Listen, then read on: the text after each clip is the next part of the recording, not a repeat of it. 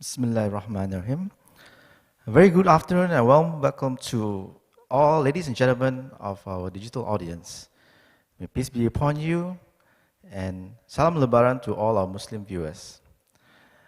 Thank you for spending your Saturday afternoon, I hope safely at home, for this first talk of the Malay Heritage Center, the Heritage Weekend with the Malay Heritage Center.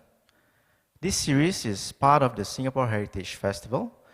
And what better way to learn about our culture than to listen and understand more about our speakers and our own culture and heritage.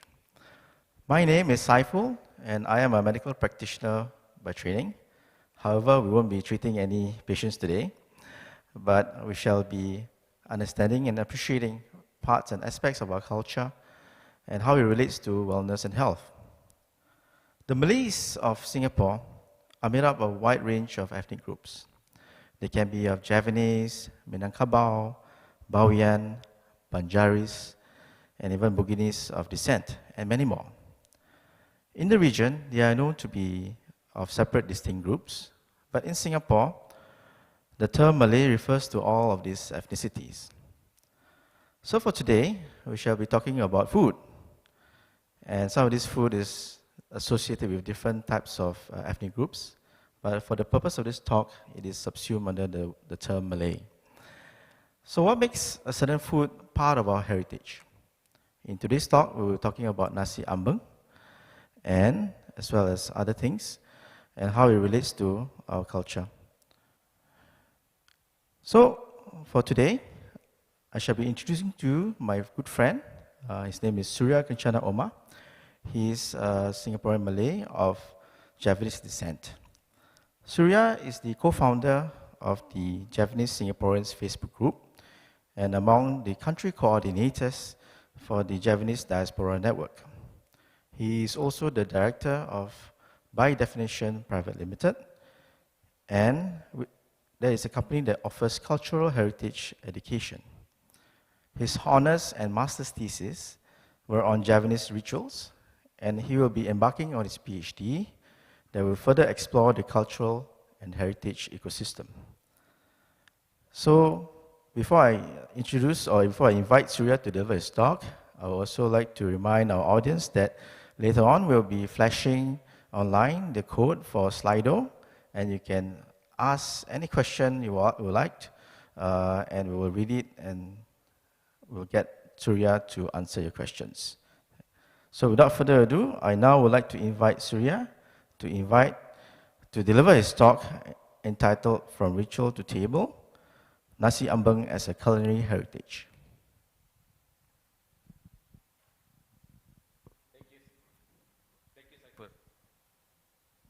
Thank you, Saiful. Welcome everyone to this afternoon sharing about Nasi Ambeng. I wanted to talk about this because lately there's been a lot of questions asking about what is Nasi Ambeng, given that, among Indonesian friends, Nasi Ambeng does not seem to exist in Indonesia to some extent. So what is it actually? How does Nasi Ambeng come about in Singapore and the region? And importantly, I would like to angle today's sharing to think about Nasi Ambeng as a culinary heritage. Now, how does it become one, right? And there is a good article on Nasi Ambeng in the Singapore Heritage Festival site, right? So I will not dwell a lot into what Nasi Ambeng is. It's deep, is extensive, no elaboration on it. Instead, I would just like to gather what has been written or shared about Nasi Ambeng, plus my own thoughts. Okay.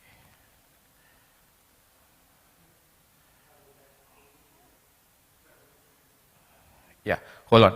Yeah, I need to.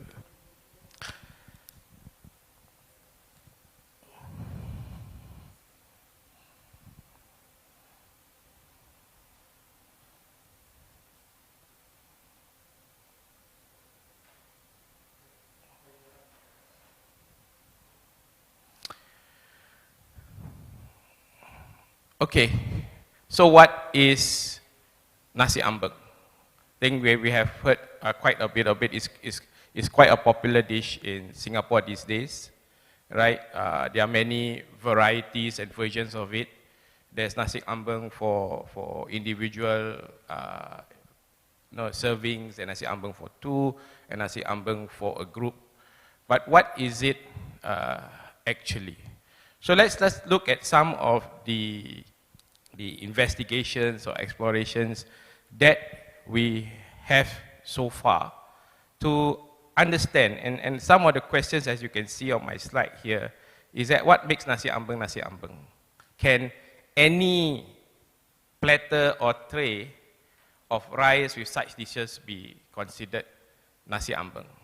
So let me just share some photos. So these are quite a number of photos here, right? A number of photos of Nasi Ambeng found not only in Singapore, but also in Malaysia, right? And as far, as in South America, in Suriname.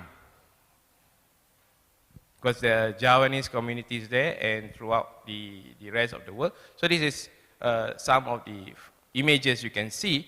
And how is it different from the other trays and platters of food that you can find around the world? So in these pictures, you have the Kamayan tradition of the Filipinos. You have the Durga Puja meals. You have the Korean serving of mixed vegetables with their sauces. So the idea of a rice with side dishes or number of dishes on a platter or tray is not unique to the Javanese culture or unique to Nasi Ambeng. So then the question comes, what makes Nasi Ambeng Nasi Ambeng? And this is something that I wanted to share and explore my thoughts on Nasi Ambeng as one of our culinary heritage. So first you have here by Makan Sutra talking about Nasi Ambeng done just right. And his introductory paragraph here kinds of really hit it in the nail. Checking in with an expert about Indonesian food, he says that you have not heard of it. Yeah, no one heard much about what is Nasi Ambeng over from where it is assumed to come from, which is the island of Java. And it says here that the Nasi Ambeng is quite similar to the Javanese Nasi Tumpeng. So one of the things we explore today is how similar or how different is it from Nasi Tumpeng. Then this article in the Singapore Heritage site provides a very good descriptions, plus some sharing from stall owners, food establishments that serve Nasi Ambeng, including Warung Anak Wedok, whose serving of Nasi Ambeng and Nasi Tumpeng I will share later on today. And the idea put forth that I would like to bring is that Nasi Ambeng is traditionally part of a form of Thanksgiving ritual, part of the Slametan or Kenduran, or here it's known as Kenduri. It's a part of a Thanksgiving ritual where people come together, say their prayers, and they will feast on the Nasi Ambeng together, just a little bit, and then bringing the rest home for the rest of family to consume them. So this is the other thing. So first, you have the idea that the name doesn't ring a bell from where it comes from. Second, you have the idea that the Nasi Ambeng actually comes traditionally served in a ritual such as the Slametan or the Kenduri. And then the idea of how it is served. In the recent case of, the outburst or disagreement about a restaurant presenting Nasi Ambeng in a different way, one of the things that were highlighted was actually the container that was used. One of it was that the restaurant was putting it in a square tray, whereas it is always assumed that Nasi Ambeng is served on a round platter or tray, right? So these are the issues that have come up in the past 2 or 3 years. And then I did have my own take about it sometime in 2017, sharing on Facebook, about how I felt was the peculiar Nasi Ambeng of Singapore, which highlights some of the things that was already shared earlier, meaning that, you know, people in how it started to be served as part of a ritual, and now it is served readily in restaurants and no longer attached to the ritual from which it used to come with. The other piece note I wrote a year later was a reason out of, you know, the struggles that food establishments shared when people start to ask why is it so costly and so forth. So the response was that it is not easy to cook Nasi Ambeng because there are so many dishes, and given the characteristic of each dishes and how it's prepared, it takes a long time to prepare a Nasi Ambeng. And hence, that's the reason why I highlighted that it is a communal feast. And not only is it a communal feast, it is also, if you look at the design of the Nasi Ambeng, is communal cooking. It will be a struggle for 1 or 2 persons to cook it on their own, right? If there's so many dishes that need to be prepared, it is not economical to just cook it for 1 or 2 persons. It has to be shared with a large group of people, and it becomes easier when there is some form of communal cooking. Okay? So here, then what is Nasi Ambeng? And hence, I summarize it quite easily here, taking the points from what was discussed earlier or shared, you know, by the various perspectives and thoughts and ideas about what is Nasi Ambeng. Firstly, it is about, you know, a communal feast or cooking. Second, it is part of a ritual, Slametan or Kenduran, depending on where you're from. Some, those closer to Java will call it Slametan or doa, Majlis Keselamatan, Majlis Doa Selamat, Majlis Tahlil, and so on. In some part, in Singapore, is known as Kenduri, or from the Javanese term, Kenduran. So that is the relationship. The third one is, let me check, because I can't quite see the slides from here.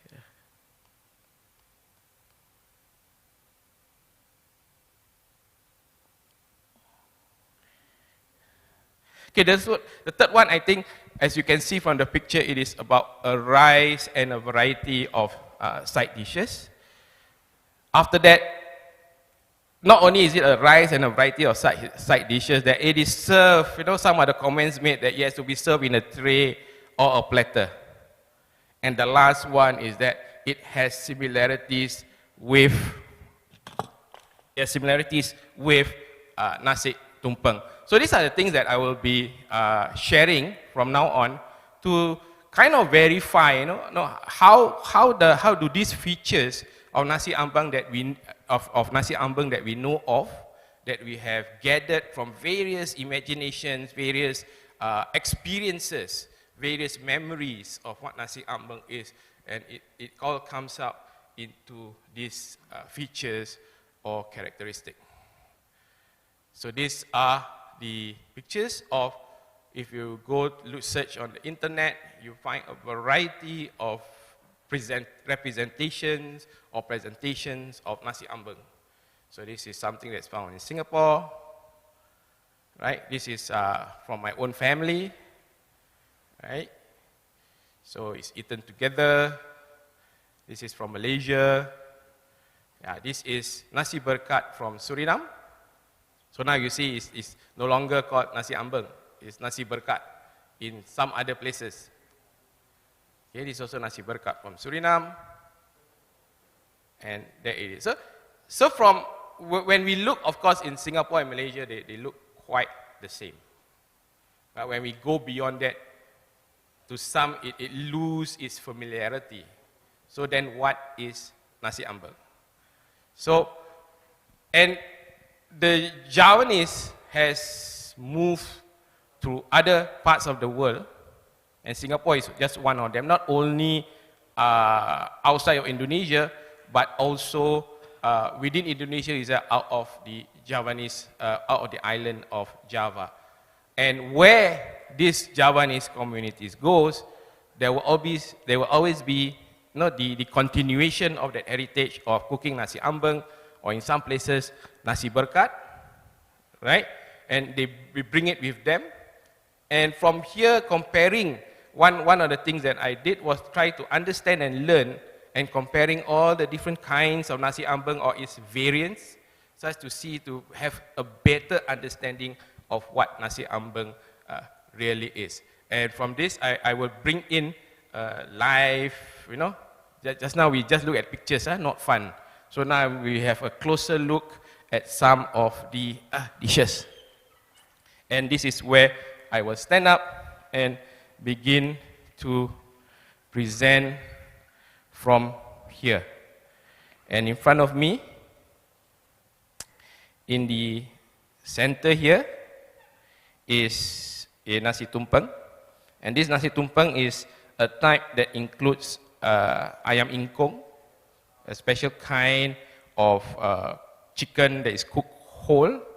And depending from my family's perspective, the ayam ingkung represents the whole idea of the self and its whole, to give an idea of where we have gone through with our feet and what we have done with our hands. I will talk about Nasi Tumpeng later, but then here is, we have Nasi Ambeng, right? Nasi Ambeng, most of the time you see today the rice is in the center, but in some cases the rice is below all the dishes, and then you put the dishes on top.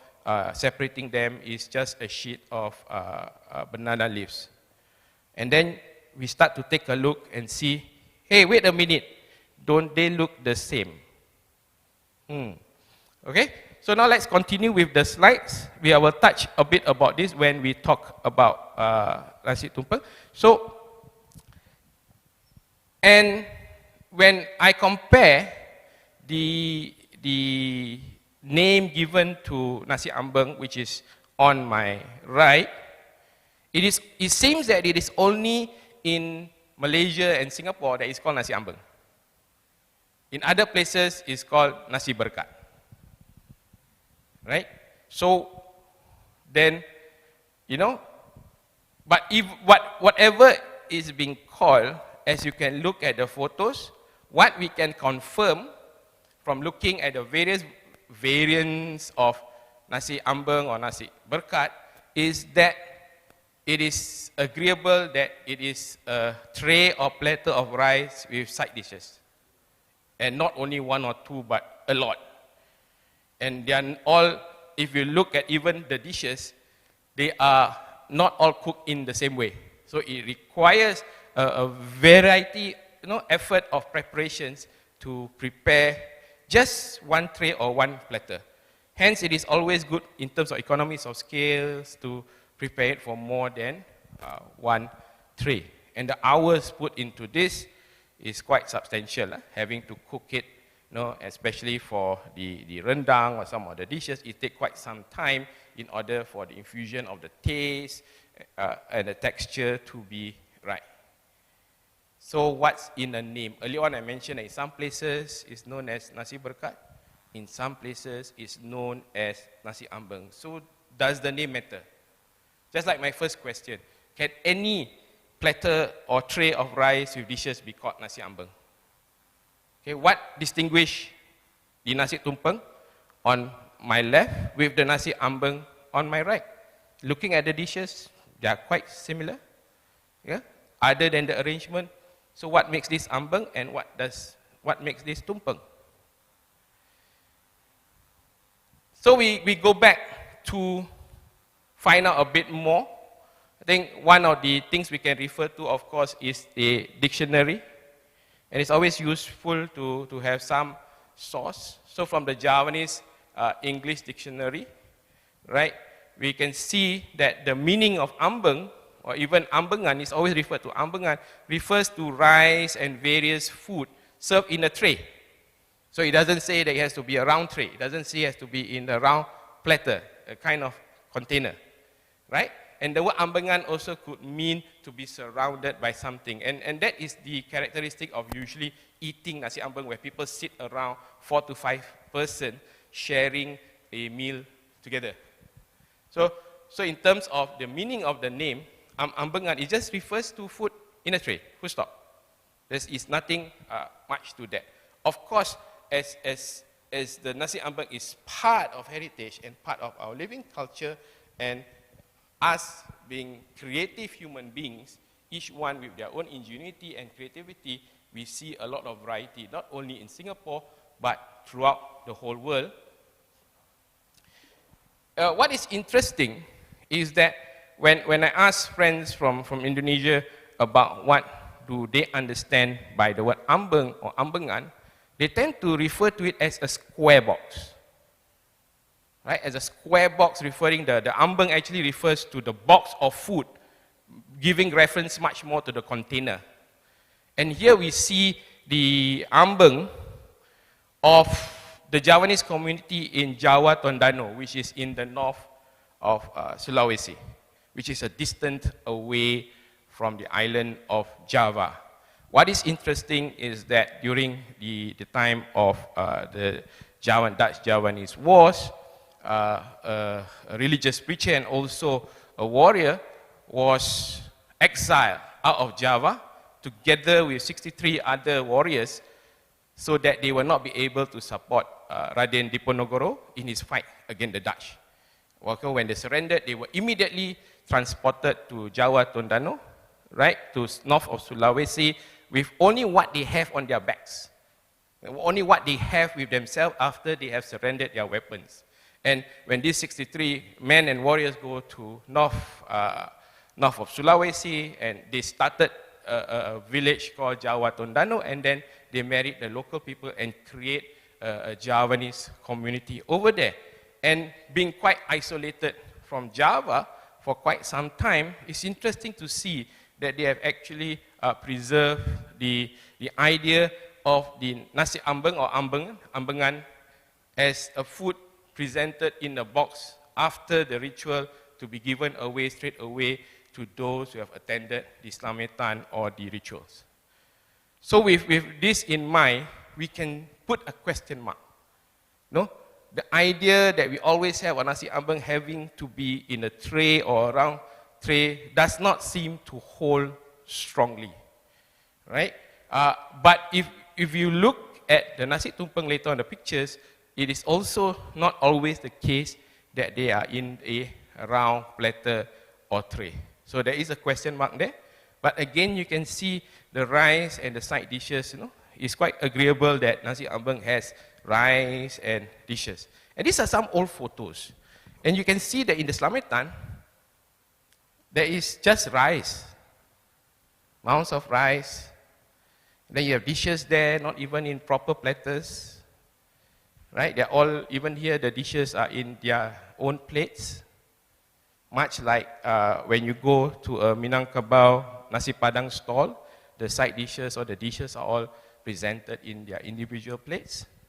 So then again, and that is something that we could see as a uniquely, probably Singapore and Malaysia Javanese kind of heritage. That it is only around these two is the region that we have Nasi Ambeng served. The idea that we are probably be the one to call it Nasi Ambeng, other places call it Nasi Berkat, and the idea of serving it in a tray or in a round tray specifically. Right? So in those photos you see in any Slametan ritual, you see a lot of men. So where are the women folk? And that's where I shared earlier that women folk tend to be preparing the food. And while those of us who may think, hey, why the separation, men outside, women at the back, but in a wider Javanese cultural kind of practice, is that the women tend to be the one to prepare stuff. Even in my research on the court rituals of Keraton Surakarta Hadiningrat in Central Java, the royal rituals in which they conduct and involve very sacred heirlooms or artifacts. If you have to go there and observe it for yourself, you will notice that mainly the women were handling it. So the woman's place, although it seems that they are in the kitchen preparing behind the scenes, but the kind of responsibility and sacredness that is given to women to handle very sacred objects is quite prominent or feature adequately in Javanese culture. So the idea of preparing the food and then placing it in front during the ritual where prayers are mentioned. So the idea of the food being blessed, and hence reference to it as nasi berkat. A food that is blessed, that has some form of benefit to whoever consumes it, and that is part of the whole idea and practice behind it. So when we just serve food, nasi ambeng, without the accompanying ritual or prayers, then it may not have the berkat that we hope that it does, because it doesn't come with the ritual. So only if we go along that line of thinking. So the women folk behind, I've already stressed this, that while in the front you have some form of communal prayers and rituals and feasting, but mind you, the men don't eat it there and then, they just taste a bit and they bring the rest home as a form of a berkat to the family. Hence, the memory of nasi ambeng differs between men and women, between whether you are actively in the rituals, partaking in it, participating, or waiting at home to wait for your share of the nasi berkat that your father, your uncle, or somebody in the family who attends Islamita and Konduri to bring it home for you to eat. And as I talk to people about nasi ambeng, I sense that difference in memories is also contingent on the position of where you are in receiving the food. And it differs between whether it's in front of you, when you're reciting the prayers, whether you are at the back in the kitchen preparing the food, or you're at home waiting for that nasi berkat to come for you. Interestingly, in one of my main reference when I started to learn about Javanese culture is this book on Javanese culture or kebudayaan Jawa by late Professor Kunchara Dingrat, who writes a very good description and allows me to understand my Javanese heritage much better. And in much of his writing, there is no reference to nasi ambeng or nasi berkat. The only thing closest, one of the things that I captured was this statement that relates to a wedding ceremony in which he says that the family of the bride and groom receive a box, or besek, that as you can see here, a woven box filled with dishes from the Slametan. So it's not filled, it doesn't state filled with dishes of nasi ambeng or nasi berkat. It just said filled with food from the Slametan. So from here you can see that the nasi ambeng is quite closely related, and the dishes is quite closely related to the Slametan or the Kenduri ritual, right? And even if you look at the basic, it is a square box, and it kinds of relate very well, to a friend of mine from Indonesia who says that actually when you think of ambeng, they were also asking me, why you all keep saying nasi ambeng on the tray? The idea of ambeng is a box, right? So even in this book that's written quite some time ago, a kind of compendium for Javanese culture, it depicts that, the food is given in a box, a box, square box like this, not on a tray. So at this point, you can see that what is nasi ambeng? Yes, it is a communal meal. So two, right? It is served in a ritual. Even in Singapore, this practice continues for some families, right? It is rice with several side dishes, and then comes to the container, it becomes a question mark again. So does the round platter or round tray actually be a key feature of the nasi ambeng? And now we are going to the last characteristic of nasi ambeng that we want to investigate is how similar it is to the nasi tumpeng. And from here, you look at the dishes and you look at the arrangement, it looks quite the same. Maybe I will just need to switch the arrangement, and then it may just be the same platter of rice and side dishes. Right? So that brings me back again on the contention on whether a certain restaurant has used the correct container, and to some extent, yeah, it is a rectangular box. No, there is no indication of whether it has to be round and so on. But then again, if we are talking about the heritage that is in Singapore and Malaysia, the imagination and the memory of what Nasi Ambeng is, it usually comes with a round tray or a round platter. And now we look at what is Nasi Tumpeng. So in front of me here is, in the center here is Nasi Tumpeng, while the Nasi Ambeng is meant to be done in like a ritual prayer, Thanksgiving. The Nasi Tumpeng tends to be more about commemorating an event, right? When, for example, the opening ceremony, launches, you want to launch something, somebody's birthday, anniversary, the tradition is you make a Nasi Tumpeng. And it is not done in a setting where you recite prayers and so forth, but it's presented, and then part of the ceremony is how you cut it and consume it, mixing all the various side dishes together and eating it. So what is Nasi Tumpeng? So this is Nasi Tumpeng, usually very characteristic of its conical rice in the center. It does not have to be yellow. There are quite a variety. And over here is our local version of Nasi Tumpeng with the ayam ingkung. Okay. And this in the picture here is my own. For Javanese family, it's not every birthday or celebration that we do Nasi Tumpeng. For my family, we take into account the 8-year cycle, which is called a windu. So dui windu, every 8 years is a major milestone for us. So I grew up with Nasi Tumpeng being served at every 8 years of a milestone in my life. So this is one of those years prepared by my family. And this is the other aspect of Nasi Tumpeng or Nasi Ambeng, is that while we have those available in food establishments, right, much of the variations and the recipe are held by families.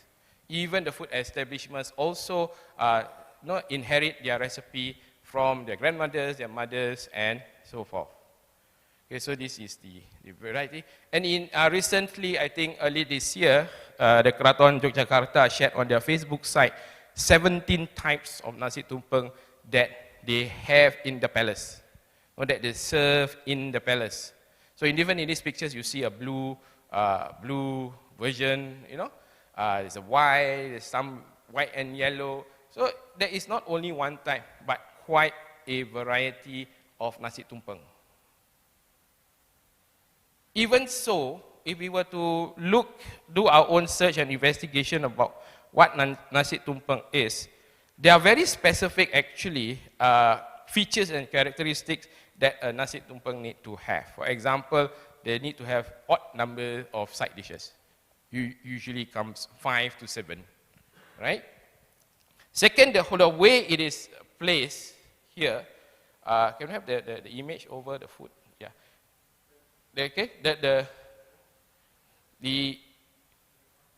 arrangement of the food such that some say that the center conical rice represents Mount Meru, a part of the idea of the mandala, and then the dishes surrounding it represents the flora and fauna of around that you can find around the mountain.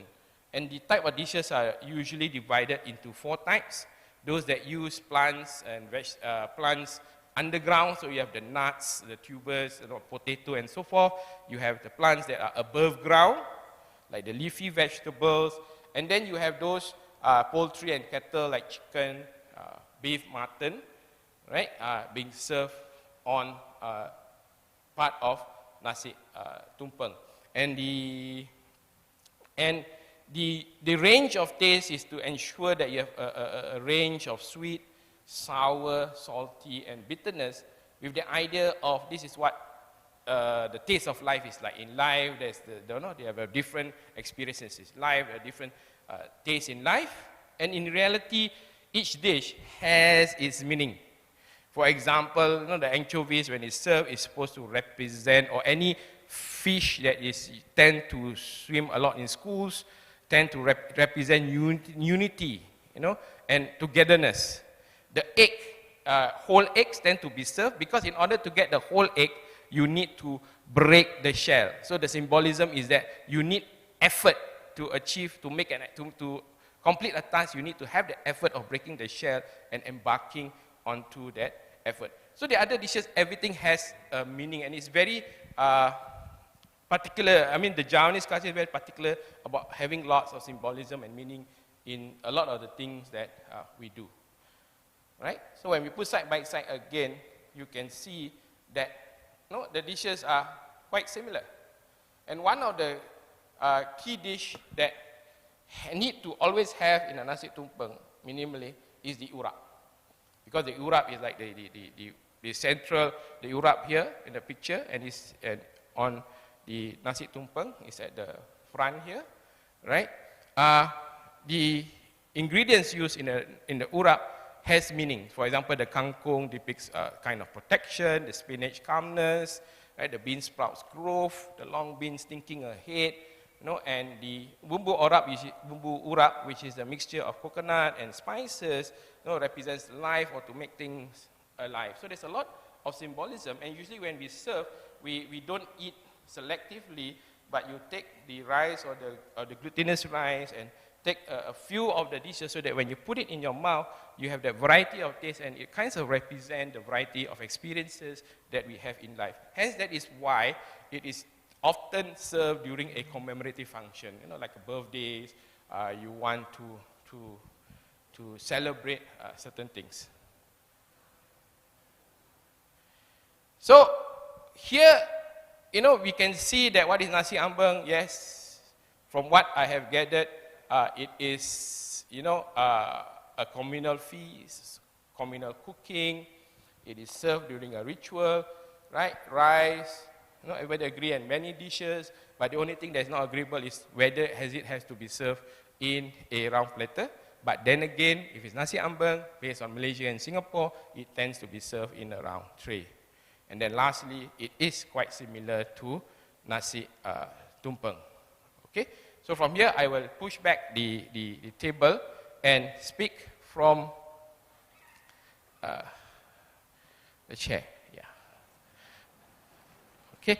Because, so from here, given that this is the kind of checklist that we have to look at the characteristic of the Nasi Ambeng, right? I would like to just kind of put everything together to try to make sense of it, because you have this word Nasi Tumpeng, you have this word Nasi Ambeng, you have this word Nasi Berkat, then you have the ritual, which is the Slametan or the Kenduran. So how then does it come together?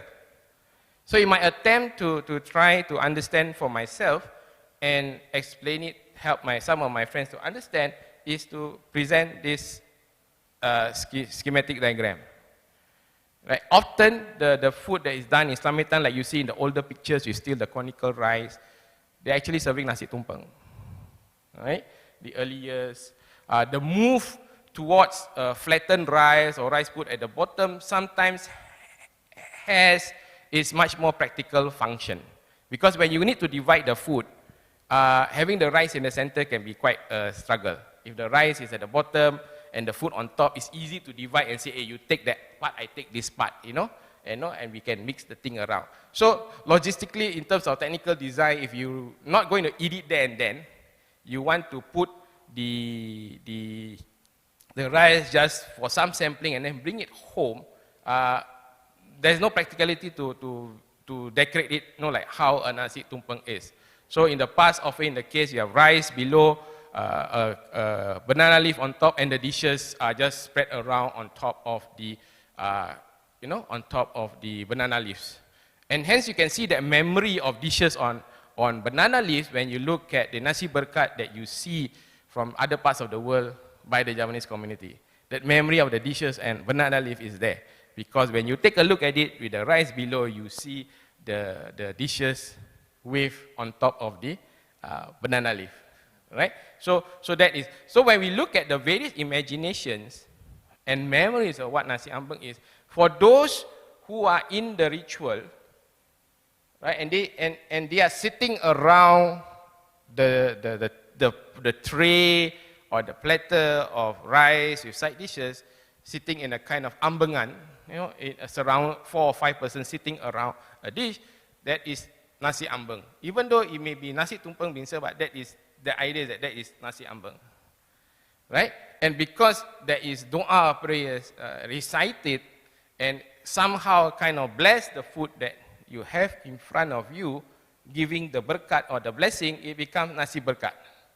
And from that nasi berkat, after the prayer done, you bring that home, the memory of those at home will remember it's nasi berkat.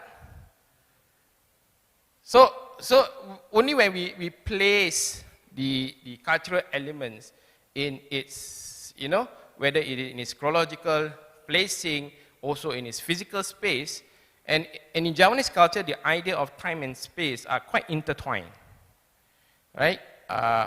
Yeah. Then, so even in this example, and that's where why the different variants or different ideas about what Nasi Ambeng or Nasi Berkat is comes about, because the memories that is gathered by individuals and families can be quite different, right? Even the naming. For example, when I share what is Lamitan, most people here can't relate to it because this here is known as Kenduri or Majlis Tahlil or Majlis Doa Selamat and so forth. Right? But in Java is known as Lamitan. And in a lot of studies on Javanese culture and heritage, the Lamitan has always been cited as a core ritual practice of the Javanese. The core ritual practice of the Javanese, and the idea of being thankful, and being thankful for the things that we get. So when we move the Nasi Ambeng from the ritual setting to a restaurant, no, have we lost anything in terms of the heritage, or also in terms of the heritage knowledge that we want to hold on to? Right? So I want to put forth this question. So what are we preserving? I shared earlier on that some of the characteristics or the features of Nasi Ambeng is that it was from a communal setting, right? It is a communal cooking, right? Rice and many side dishes, done in a ritual, you know, similar to Nasi Tumpeng and so on. So what is it we are preserving when we want to say this is part of our culinary heritage? Right? What is it that we are preserving? Is it the practice? Is it the dishes? Is it the way of presenting the dish? Such that we kind of define a certain level of authenticity, of originality. But if you look at the images that I shared earlier, there is no one single image or memory or imagination of what Nasi Ambeng is. Right? Even all of us would think that, oh, our family's recipe is the most authentic because I grew up with that. And then you go to another family, they say, no, my family, we don't have that dish. We have another dish. Why you cook your sambal goreng that way? No, it's supposed to be this way. But in reality, and something I've learned when I learned about Javanese culture is that there is always, and in every culture actually, there is always that balance between the oral tradition that is passed down as well as the written tradition for which we can always count the check. And in Java some time ago, if you go to the palaces and the kraton and you look at their libraries, there are manuscripts covering a lot of aspects of Javanese life and Javanese culture. Even the sacred dance that I study in the palace, when I asked the head of the dance group of the sacred Bedoyo Ketawang dance in Central Java, in Kraton Surakarta, is how do you ensure that the choreography is correct? They say they usually pass it down from one head to another. If there is any contestation, they will refer to a manuscript. Right? So, hence, if we want to preserve the idea of our various dishes, and Nasi Ambeng is one of them as part of our culinary heritage, then do we then set a certain kind of standard basic dishes that you need to have in Nasi Ambeng, right? That we can hold it. Otherwise, it is open to all, and to be fair, yeah, it should be open to all. Because personally, I believe that culture evolve. You have a tradition to hold you in, and then you have that innovation that keeps the cultural alive. Even in other aspects, sometimes I ask friends when we talk about preserving and promoting culture is, to what extent do we ensure that our cultural heritage doesn't remain as an artifact? To what extent do we have to ensure that it goes beyond being just simply an artifact, an object that is static and doesn't evolve? Versus if you look at the history of the Javanese people and in all people, the cultural practices evolve. So, and similarly in Nasi Ambeng, as you can see, the various variety and memories of Nasi Ambeng, there is quite a range, right? It is lunchtime, me talking about food and having the food here is making me hungry, but I shall endure, okay? Because there's a few more things that I just would need for all of us to think about. One, right, of all the features and characteristics that I have shared earlier, it seems that the only one that everybody agrees is the idea that it is a combination of rice and some side dishes, right? Whether or not is in a ritual or served in a restaurant, whether or not it's served for one person or two person, whereas the initial idea was to be eaten as a group, whether or not it's eaten on site or brought home, right? It depends, and it's open to a lot of debate, open to a lot of discussion, right? On the idea of, whether or not it should be in a platter. Yes, of course, we can say, yeah, particularly in Singapore and Malaysia, we tend to serve it in a round platter. But in other places, that doesn't hold quite firmly. And this could be part of our unique Singapore-Malaysia kind of heritage in terms of Nasi Ambeng. For one, these are the two places I know so far that uses or refer to the dish as Nasi Ambeng. In other places, it's called Nasi Berkat. So the name itself and putting it in a round tray, that could be our part of our culinary heritage of Nasi Ambeng, right? The name that only in this region is used and not used in other parts, the way it's being served, that is also shared between Malaysia. And the sharing between Malaysia and Singapore is always tend to be quite close, because in the past, when the Javanese came to Singapore in 1825, when the Dutch added a levy for anyone who wants to go on the Hajj to Mecca, many try to go to the Hajj, via Singapore and other places, right? So the Javanese moved to Singapore. From there, they go for Hajj, and most of them, in terms of the record, do not go back to Java. So when they are there, that's where they get hired to clear a lot of land in the western part of Johor, right, and then upwards north up to Muar and so forth. There's a very strong Javanese community there. And my own family moved back and forth between Singapore and Batu Pahat. My mother shared with me that she have actually planned to move back to Batu Pahat or Pekan Nanas 2 or 3 years, just after 1965. But when we separated, the family happens to be in Singapore, and hence we became Singaporeans. And hence that sharing of the heritage, the family connection between Singapore, but Javanese community in Singapore and Batu Pahat are very close as well, because it was the Javanese who came here for the Hajj, then they didn't go back to Java, and then they moved up north or stayed on in Singapore, and with them they carry a lot of this kind of cultural heritage, and that could explain why we share, the Javanese communities in Malaysia and Singapore share quite a lot of similarities, and also in this dish called Nasi Ambeng. Okay? So if we all agree that, the things that actually, after looking at what is contested and what is agreeable, that the most agreeable is rice and a few side dishes, then the question comes about. What are the dishes that needs to be there in order for it to be Nasi Ambeng? Right? Although initially I thought it was urap, but recently I've seen that in some Nasi Ambeng that is being served, there is no urap. Right? And there are a lot of other things inside that, and I could, from my observation, there is a bit of distancing from the strict configuration of the Nasi Tumpeng. And now it's like a free for all. You know, as long as rice, you have some tempeh and tahu there, you know, some Javanese tasting things down there, it qualifies as Nasi Ambeng. And that's something that still holds true. It has its link a lot in Javanese heritage.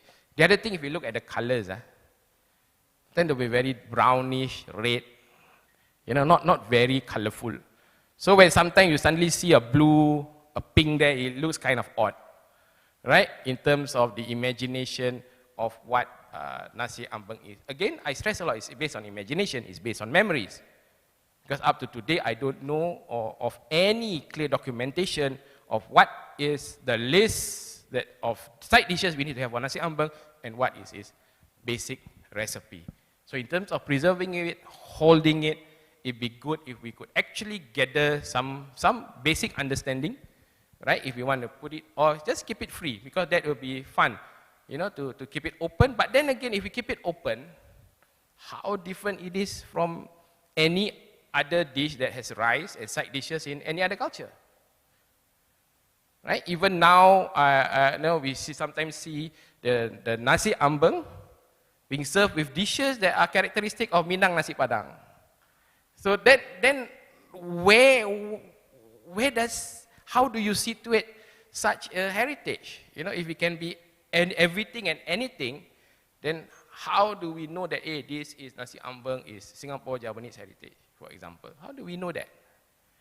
If anyone could just take and say, I put rice, no, I could also take vanilla ice cream, put in the center with many other ice cream around, you know, and sell it as an ice cream Nasi Ambeng platter. Why not? So if we want to consider Nasi Ambeng as our culinary heritage, as something that we want to hold dear and have some value into it, we need to start to think about it, right? And I say we because it is our responsibility. It's not, for example, a board like NHB or Malay Heritage Center to decide. One of the things I learned from my research in the idea of pusoko or pusaka is that thinking of heritage is not thinking backwards to see in the past, what did my mother do, what did my father do.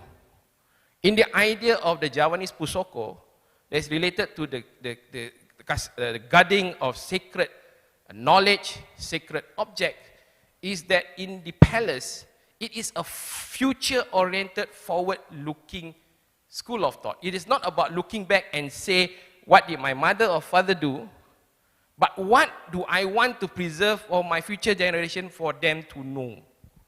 And that is in my studies, it is what I know of Javanese heritage and Javanese culture. And that explains the many symbolism that is tied up and attached to it, such that when you present it to the future generation with the messaging of the symbolism, hopefully it can transmit certain kind of values. And if we think of Nasi Ambeng as just simply as rice and side dishes, and what the side dishes are, based on what I see now, there is nothing much to say. But if we were to take on the tradition of the Nasi Tumpeng, in which each dish has a meaning that it represents, and if we transmit it to future generation, then that also involves the transmission of the values. For example, the anchovies that I mentioned earlier, about togetherness, unity. So when parents serve it in their house, they can start sharing the children. Look, this is, the house, the ikan bilis, nice, good. But do you know what it means? It's served because it means that for us to come together, for us to be united, to swim in the same direction, right, together. And now you are consuming it. And This is the egg. Right now you see it's without the shell, but in order to get to the egg, you need to break the shell. Which means that in any endeavor or task that you want to do, there is that effort of breaking the egg, of breaking the shell, before you can enjoy the nice egg that you have on this Nasi Ambeng. And that has always been the reason why ritual food bears a lot of meaning, and is only done during a festivity of a ritual, because it's tiring to keep explaining every time you put it on the dining table. But when it comes as a festivity, it's easier to explain. For example, Lebaran, why we have ketupat, recent sharing about the meaning and the philosophy of the ketupat, right? And now coming in 13 June, the Chinese festival, there is a meaning to the food that is served in the Chinese festival. I don't think the meaning will hold very strongly if it's readily available and eaten, consumed all the time. But that is another matter altogether. So why I presented this from ritual to table and looking at Nasi Ambeng as a cultural heritage is for us to think through. What is it that we want to preserve? What is it that we want to keep in terms of the value and the knowledge, that comes with the recipe, and not only the recipe, the way of cooking. There's a lot of pantang larang or taboos, but that is another talk altogether that comes into the preparation of the food. I can remember my mother is always very strict when we come to the kitchen. Can't touch this, can't touch that. Remind me of the song, don't touch this. So, but whatever it is, there is this kind of values that are embedded in the preparation, in the serving, right? So when we celebrate Nasi Ambeng as a culinary heritage, again, before I close, what is it that we are preserving? What is it that we want to keep for our future generation? And with that, matur nuwun, terima kasih, and thank you.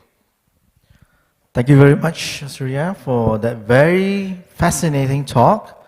Many questions to think about with regards to our heritage and what is it exactly that we are preserving. One disadvantage of the audience out there for not being here is that you can't smell the Nasi Tumpeng and Nasi Ambeng, right? So I haven't had my lunch, so maybe perhaps later on.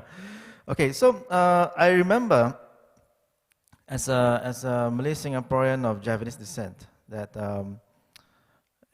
of eating Nasi Ambeng and in a kenduri and having the feeling and sense of togetherness.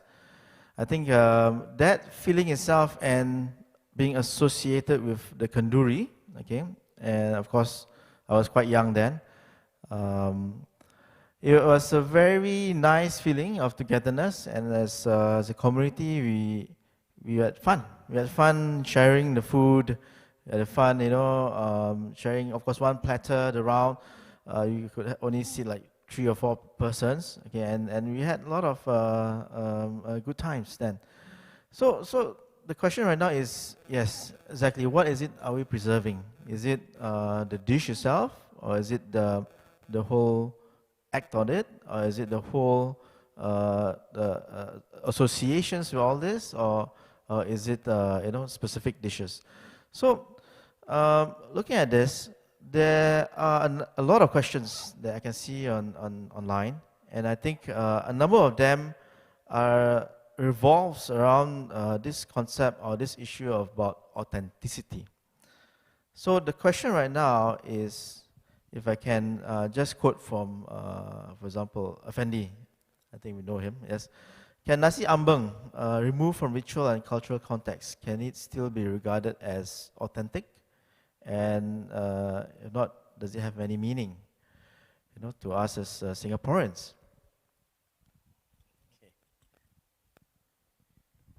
It actually falls back to my earlier poser. What is it that we want to preserve, right? On its own, if we want to preserve the dish, then there has to be the effort of collating the recipes, the type of dishes that are generally found, probably a kind of survey. What is the most common 7 dishes that you serve on a Nasi Ambeng, and gather that information for us to have an idea, okay, this is Nasi Ambeng, right? Minimally, you have this rice, and at least 5 of the list of 10 to 12 dishes that you have, it qualifies as Nasi Ambeng.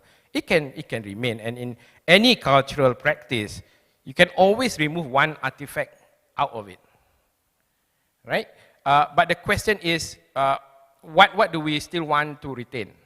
So for example, if we want to retain the inheritance of the side dishes from Nasi Tumpeng, then we must say that probably we should keep the urap, right? We should keep the urap because the urap itself has a lot of meaning.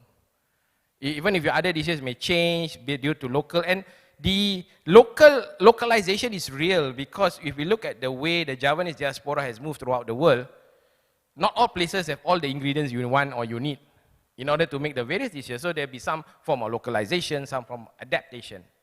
So again, it falls back into each community to decide. You know, if we want to fall back on something that is much more symbolic and so forth, we can still keep the Nasi Ambeng as it is, out of its ritual, but decide on certain elements that we want to have, or we can just let it go and just leave it in terms of memory. That's why I remember Nasi Ambeng is, and we can always go into nostalgia. Oh, this is not the Nasi Ambeng I remember, you know. Yeah, I think my mother cooked this better, correct? And now with the struggles that we have in the various challenges, you know, having to cook 7 dishes is no joke, right? Yeah, and a lot of them have to be prepared concurrently. So if you're alone, well, it's a huge, it will be a huge challenge. Just to prepare the sambal goreng itself, you have to cut all the tahu, tempeh, all the vegetable ingredients, you have to fry them and prepare them separately, and then we put it all together again, and that's just one side dish.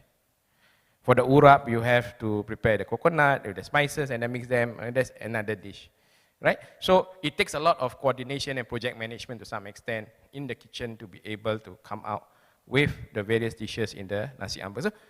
So even if it's on a dish and out of the ritual, it can still hold some values because of the communal cooking, you know, the idea of food preparation that we need to capture. For example, have we captured what is the best sequence of dishes you need to cook such that you can take up the shortest time, right? Which one to cook first? Maybe cook the rendang, let it stay there, and let the flavor while you prepare, and then the sambal goreng or urap last. You know, so these are things that we need to gather from the wisdom of our mothers, fathers as well. Yeah, we always forget that sometimes fathers do cook.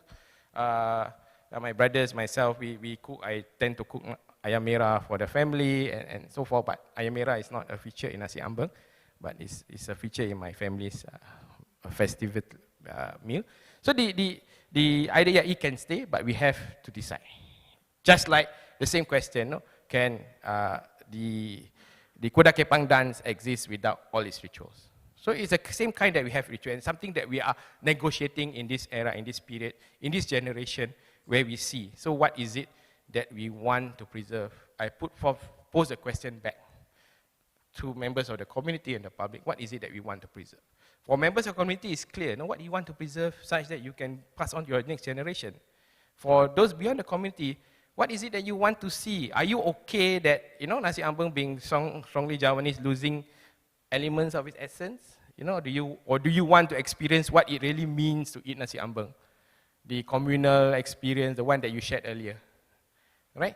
What is it that we are preserving? The experience, the knowledge, the methodology, the approach.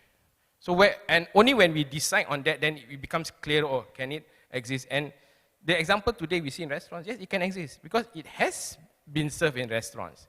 Even you now have Nasi Ambeng for one person, which, you know, the name is totally, you know, put off. When I look at it, I just must, okay, this is a new innovation. Anyway, now with COVID measures, only 1% or 2% eat, right? And the original idea of Nasi Ambeng comes, you cannot eat there, you have to bring home. So it becomes Nasi Berkat. So that is the thing that we can think about. Yeah. I hope that answers the question. Now, whether or not we can separate, I say yes, but we have to decide what are the values and what are the knowledge that we want to sustain in that setup. Okay. I would definitely love to try your nasi ayam masak merah. I think that would be very nice. Yes. So we're getting deeper in terms of trying heritage. I think it's also in line with NHB's move towards, realizing hawker culture as part of our intangible cultural heritage and things like that. I think this course and these discussions, I think definitely must be done, and of course must be done at an appropriate space. The question is, who decides? Okay, who decides? And you just now threw in the question and posed the question to the listener and the community. Who has the authority? Who would have this stamp and label? Okay, if you were to say, let's say, that this dish is authentic, this is not authentic, and stuff like that. Is there a way in which we can go around this? I think first and foremost, when we question authenticity, what is it that we are questioning and what is it that we are asking for, right? Even if we have the same number of dishes, we can go around the world and it's very likely that the dishes will all taste different because of the ingredients available, For example, when I serve, I used to run a restaurant and I was doing my master's then, and we were talking about Indonesia and Javanese culture. So for my own presentation, I put forth the questions is bringing all my classmates to the restaurant that I was running, serving Javanese food, and ask them, we talk about authenticity. Right? And when my mother cooked in the Javanese, because she does stay in Jogja, she's from 1990, so she knows what food tastes there like. And we present it in a food, people here say it's always too sweet. So you have to adjust the thing. So when we make the adjustment, do we then lose its authenticity? Given that this is coming from Java. So when it comes to cultural heritage, the first and foremost is your own family cultural heritage. What is it that your family is preserving? And that is the first point. Because if your family is not preserving, then you lose that power and authority to preserve. Because you're leaving it to somebody else. You're leaving it to food establishments, cultural establishments to decide for you what is it. And the only reason why I could share all those things I shared earlier and gathering not only from my observation in Singapore and Malaysia, but also from the Nasi Berkat in Suriname and Netherlands, because we are part of the global Javanese diaspora network, right? And we do exchange our thoughts and our ideas, and I learn from them, and that's why I could see the variety. Right? And if each of us hold our own family heritage, and then we present it during festivities and so forth, we create a kind of collective common to decide what are the dishes. Hence the proposal to say, to a survey to decide, what is the most common dish that your family has? And for those whose family doesn't have that heritage, then it is lost. And then they could actually continue to learn. So, again, in some of the food establishments, they are actually using their family heritage recipes. They're actually using their what they have inherited from their parents, from their great-grandparents, and so forth. And that creates a living heritage. Right? And in that sense, the question of authenticity is very difficult, because when we want something to be authentic, we're saying that, hey, look, there is this characteristic A to B to C to Z, and it makes it very static. And in Javanese culture even, though the reason why we could have some elements that can be traced to pre-Islamic times is because of that mechanism to preserve through the centuries, through the ages, through the various influences coming in, such to a point that, we really have to decide, right? So for families that have stopped doing the Slametan because for whatever reason of how they view the practice, then it's least likely that it will be served in that setting where you shared earlier. That you get experience, the doa selamat, people come eat together, And now it's just, let's gather together, order from delivery, who can deliver Nasi Ambeng to the family, sit down, eat, and that's it. So that experience is lost. So while we could say that the food is authentic because it's a preserved recipe, but is the experience authentic? So again, it falls back to the question, what do we mean by we want to say authentic, Is it experience, is it the food, is it the taste? Because my taste and your taste is different, right? everybody's taste is different, right? In some Nasi Ambeng tray, you see got fried noodles. For my family, no fried noodles allowed. You know, yeah. It's all based on, we tend to draw a lot from the tradition of Nasi Tumpeng. And we tend to be very clear in my family that, Nasi Ambeng means only, when we have kanduri, tahlilan. Yeah. Then Nasi Tumpeng when we have certain ceremony, whether or not it's continued today, I'm still not too sure. Yeah. Very fascinating. Yeah, this topic itself, Nasi Ambeng itself, is really, if you delve in deeply, I think opens up a lot of things, opens up a lot of questions with regards to our roots and heritage. I think the question right now is, is there a single source of authority? I think as what you just mentioned, there's none, okay? There is many different families with the various different heritage. I think everybody having different interpretations of even the dish itself. I think, and it comes together and it comes out as Nasi Ambeng. Just to ask, there was a question by one of our audience from Tess. She noticed that Ambeng is pronounced as Ambeng. Is this a Javanese pronunciation? Yeah, I think it's pronounced as Ambeng. The very thick sound is because it's Javanese. I think we should retain that lah. Being a Javanese heritage, Nasi Ambeng, not Nasi Ambeng, it's Nasi Ambeng, yeah, because of the way the Javanese pronounce that word, yeah. So it's based on the Javanese pronunciation, and it's if you look into the internet and you type Ambeng in Indonesia, you will not get it. But if you type Ambengan, you will get it because it tends to be referred as Ambengan, the rice in the container and so forth, right, for Indonesia. For Singapore, if you type Nasi Ambeng, you get a lot from Singapore and Malaysia. So the word is pronounced that way because of its Javanese heritage. Thank you. Yeah. Yes, so we can see that there are a number of questions revolving around similar topics. Okay, of course, I touched on about authenticity. There was a question regarding. Let's take a look.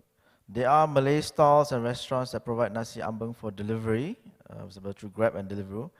Will you consider that to be authentic to the Nasi Ambeng definition? There was one question that was related to that.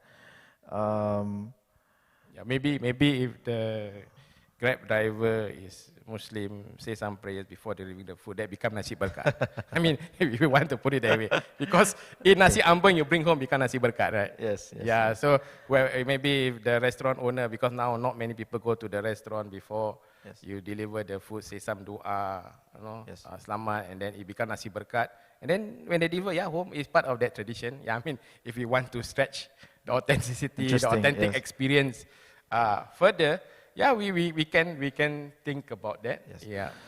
Related to this point about localization, I think there was a question about from Anonymous. Okay, it seems that Nasi Ambeng in Singapore incorporates dishes that are not Javanese, for example, rendang and ayam lemak cili padi.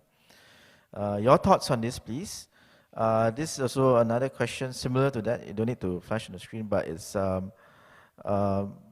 for Nasi Ambeng, are there different flavor profiles in each country?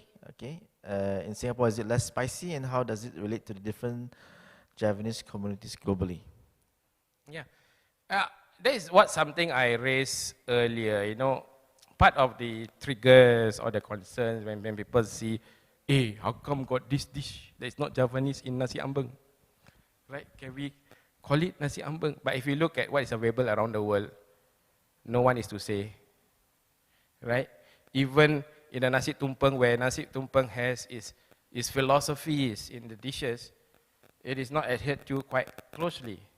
So it depends on, to me, if you really want to have Nasi Ambeng is full authentic experience, then do it with the ritual. Because that is what it is. Because it is Nasi Berkat, and the idea of food being blessed and consume food, that is the idea behind it, right? Probably whoever, how we came about giving the name Nasi Ambeng instead of Nasi Berkat could have been prophesizing this current state where it is done beyond the ritual. It is taken out of the ritual. It is no longer blessed or having the berkat that it once used to have. So when we talk about authenticity, I ask is whose authenticity are we referring to?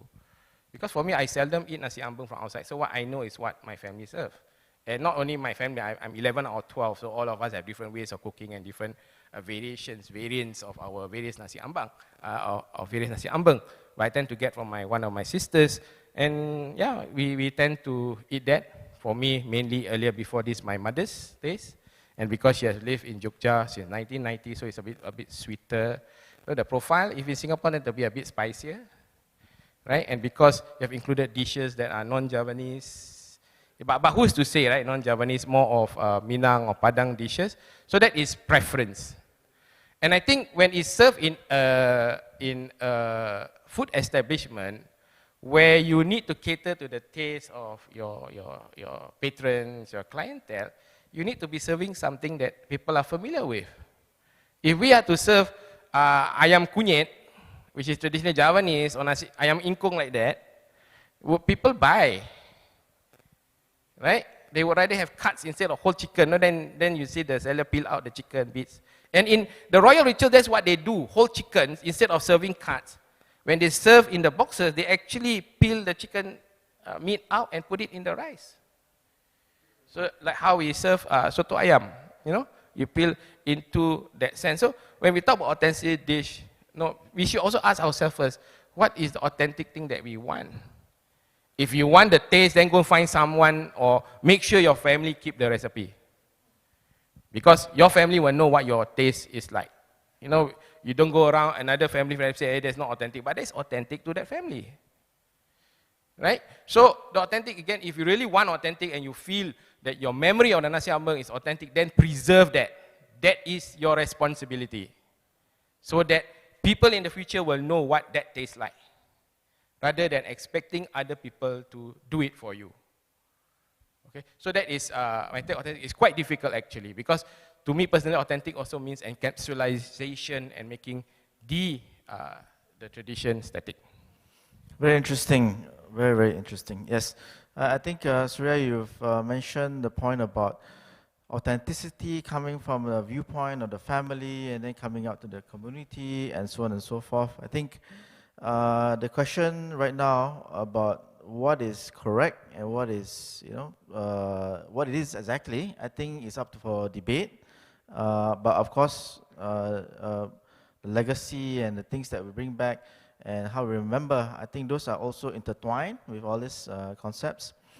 I think there are some questions with regards to its origins of Nasi Ambeng, with regards to the relation to Nasi Tumpeng.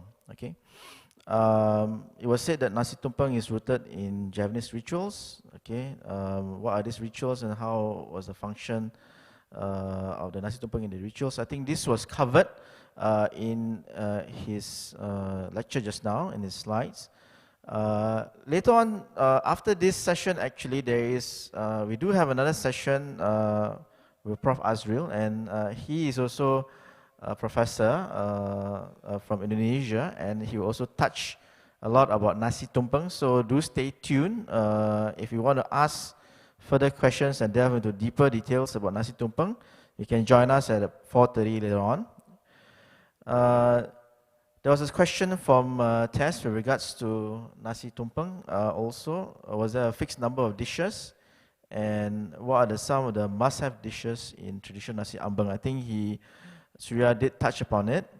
Maybe just to recap on it. Yeah. Generally, the key features of a Nasi Tumpeng is that the dishes surrounding it, for the standard one, is it's supposed to represent the flora and fauna, so it's a mixture of vegetables and meat, right?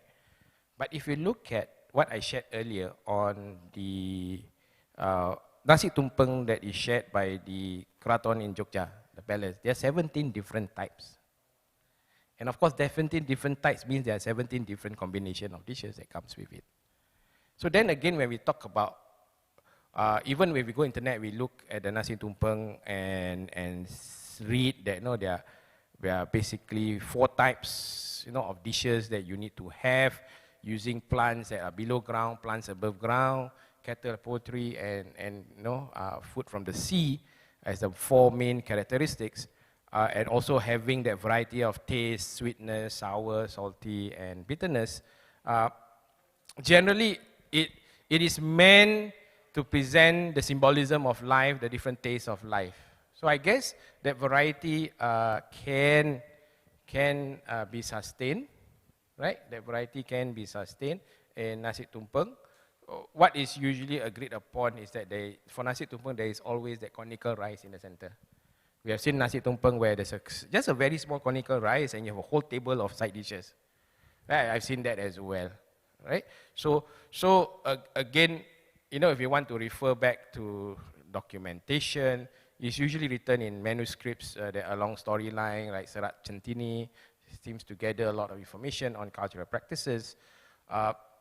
We can always refer, the internet holds quite a bit of useful information, but we need to sieve that through as well to understand it.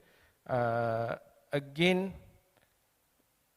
it all falls back to the family practice, family tradition, because in my family, Nasi Tumpeng, the ayam ingkong is always there, right? Because it's commemorative, it's meant to remind us, the feet, and my mother makes the ayam ingkong such that the feet and the hand are tied together very closely, right? And when I ask why like that, she says, this is to remind you of where your feet have been and what your hands have touched and done, as you celebrate and commemorate that event. And all being kelab is to be humble and have that humility in going through life. So that is the kind of sharing that comes, the curiosity that comes, when you present food in a certain way.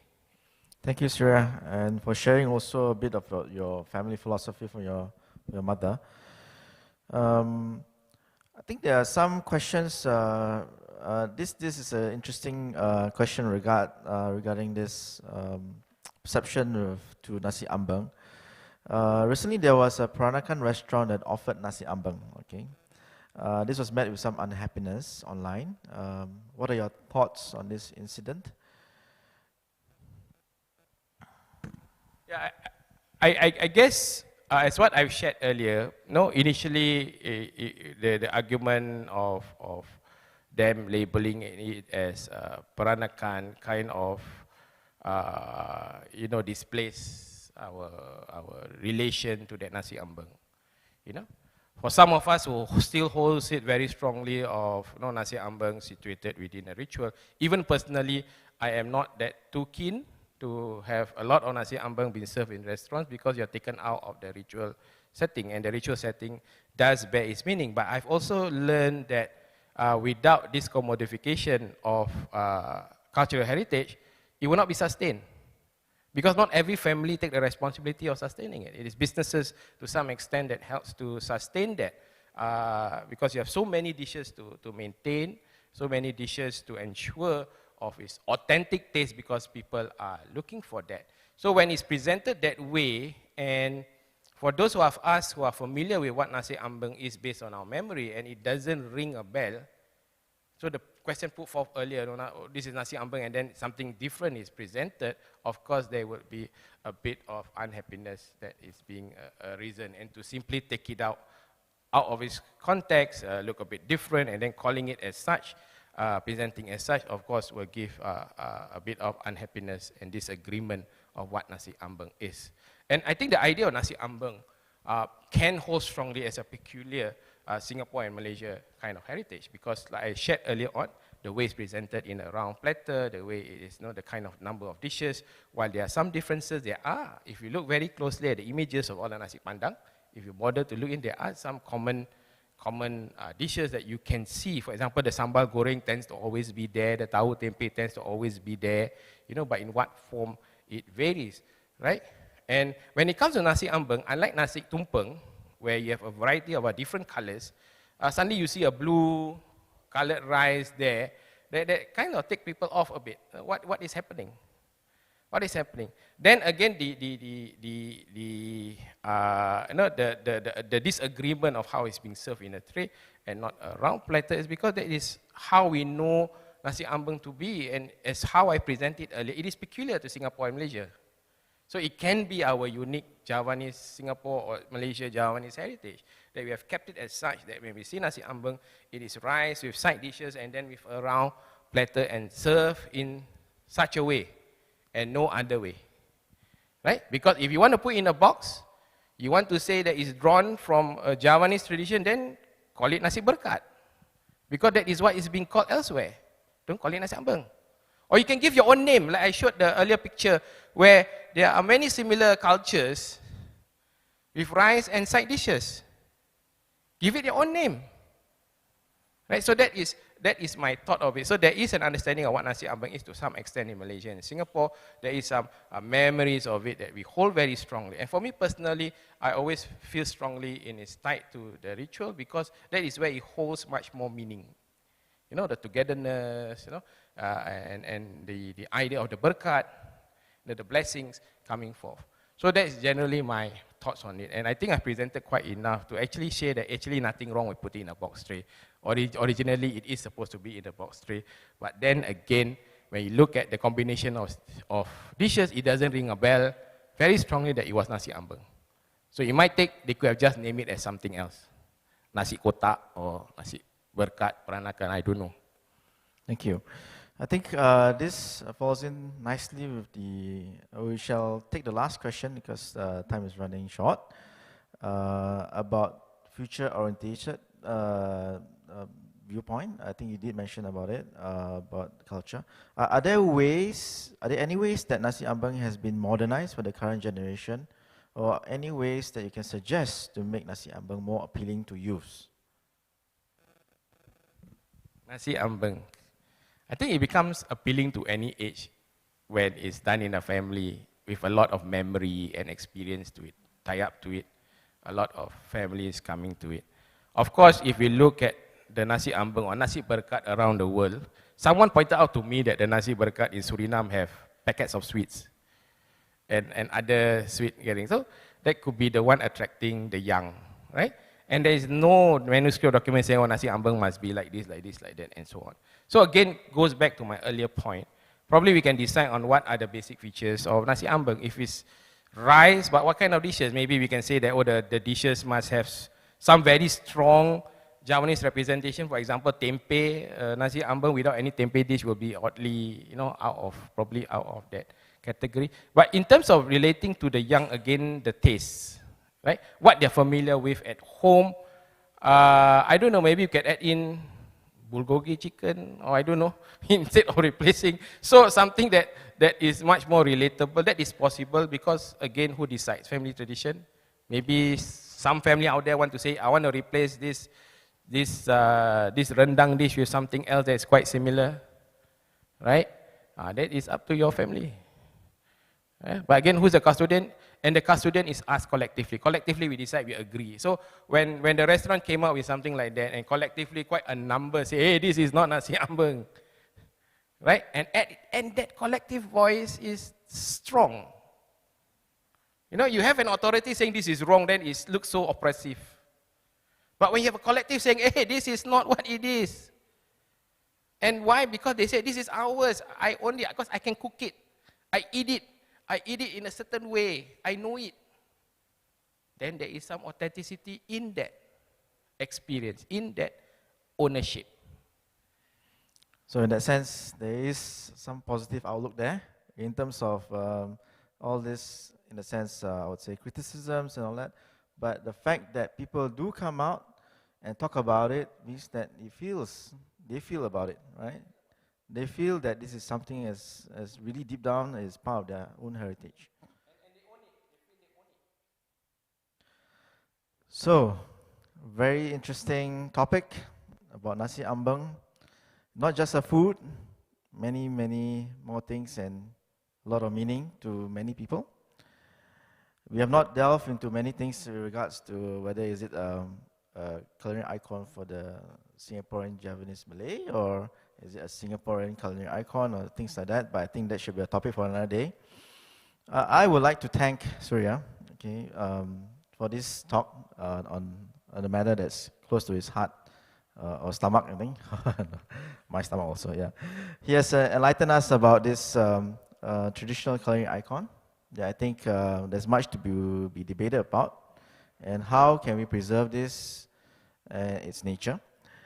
He has shown us how Nasi Ambeng has gone from ritual to table, and how we as Singaporeans enjoy this food very much, and how we can perhaps call it our own. I would also like to thank the members of the audience online, and hope that we have answered all the questions.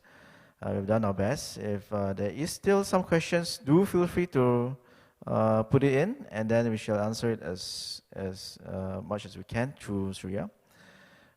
Before we end the session for today, I would like to inform everyone that there will be another talk later at about 4:30 p.m. And this talk is also related to food, and is entitled Traditional Culinary Icons and Healthy Food, by Professor Azril Azhari from Indonesia. Do join me for this talk in understanding our cultural heritage. I would like to thank everyone here, to Surya and to the Malay Heritage Center for spending your Saturday afternoon with us, to make this talk a very enjoyable one, hopefully a very tasty one later on. But thank you so much for spending this Saturday afternoon, and I wish you all the best, and keep safe from COVID, and take care, and Assalamualaikum warahmatullahi wabarakatuh. May peace be upon you.